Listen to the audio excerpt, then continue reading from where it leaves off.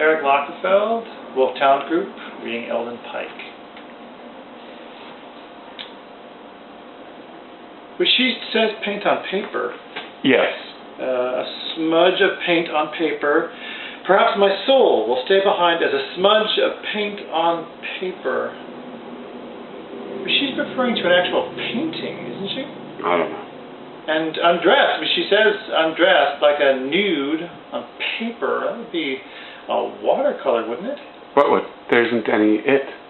Oh, well, it doesn't mean a portrait of a Flora undressed. What do you think it means? As much or as little as you like. Isn't that the point of being a poet? Oh, I don't know. I'm not a poet, but it reads quite specific. I mean, the deserted house. Wait, where's the bit? Between your teeth, Eldon. Here, in an empty house. Perhaps my soul will stay behind as a smudge of paint on paper, as if I'd always been here, like Radha? Radha. The most beautiful of the herdswomen, undressed. Well, the portrait, as it happens, is canvas, and Flora is wearing a cornflower dress. Portrait? She mentions the portrait somewhere. It was rolled up in the suitcase. Eleanor, wait, do you mean there is a portrait of Flora? Would you like to see it? Oh my God.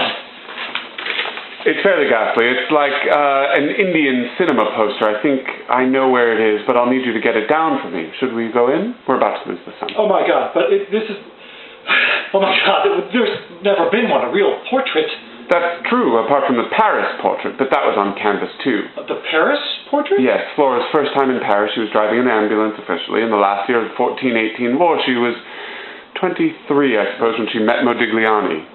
Modigliani? Oh, Flora met everybody. Not that Modigliani was anybody at the time. A portrait by Modigliani? I was 9 at the armistice, so that was, my goodness, 66 years ago. I'm coming up to 75, you know. Eleanor, I can hardly believe my ears.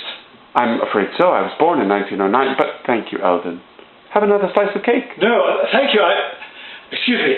A painting of Flora by Modigliani. Yes, a nude. A nude. I never saw it myself. I was at school, of course, and then it was too late. Too late? Yes, isn't that bad luck? The Technicolor Flora, like a cork in a storm, washed up on top of a wardrobe in a bungalow in Shepperton, and the Modigliani, which would have paid for the bungalow several times over, burned to ashes in a bathtub in the Ritz. Can you run that by me again?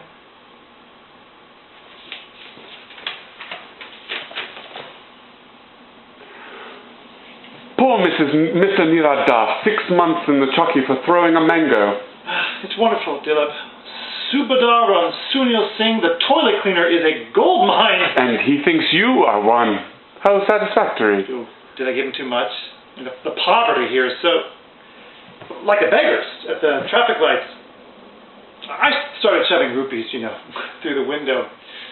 But it gets impossible. You can't... There's more of them than you can ever...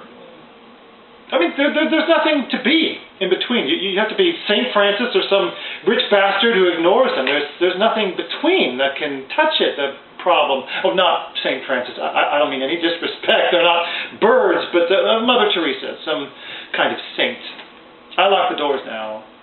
That's the truth. The first thing I do when the taxi hits a red light, I check the doors, I wind up the window, but this one, she had this baby at her breast. I mean, she looked 60, and, well, this is the thing. She had a stump, you see. She had no hand, just a stump up against the glass, and it was raw. So when the light changed, the stump left this smear. You have to understand that begging is a profession, like dentistry, like shining shoes. It's a service. Every so often you need to get a tooth filled or your shoes shined or give alms. So when a beggar presents himself to you, you have to ask yourself, do I need a beggar today? If you do, give him alms. If you don't, don't. You have beggars in America. But we have bums, winos, people down on their luck. It's just not a service, for God's sake. Ah, well, we are in a higher stage of development. Is that Hinduism, did it? It was a witticism, Eldon. Oh. Right. One can see why the Theosophical Society transplanted itself from America. Let's drink to Madame Blavatsky. Who's she? What? You don't know bagpipe music? Oh, yeah. It's the no-go man, Yogi man, it's no-go Blavatsky. McNeese, right? Madame Blavatsky was a famous name in India. She was the Theosophical Society.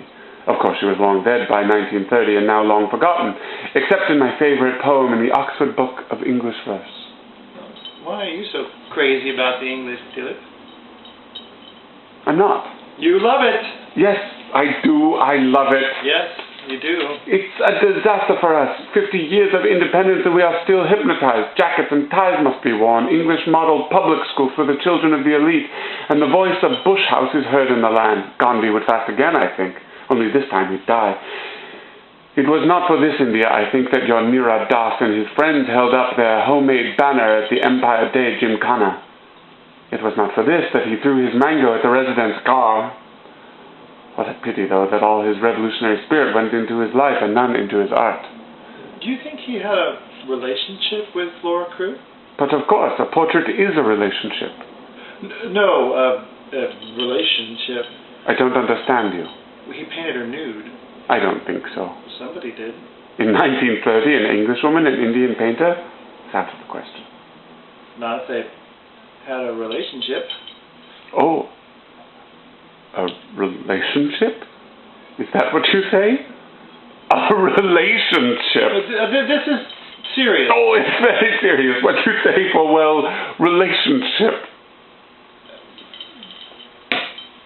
Buddies? Please, delete this. Well, we will never know. You are constructing an edifice of speculation on a smudge of paint on paper which no longer exists. It must exist. Look how far I've come to find it. Oh, very Indian. Well, if so, there are two ways to proceed. First, you can go around Jumapur looking at every piece of paper you come to. Second, you can stand in one place and look at every piece of paper that comes to you.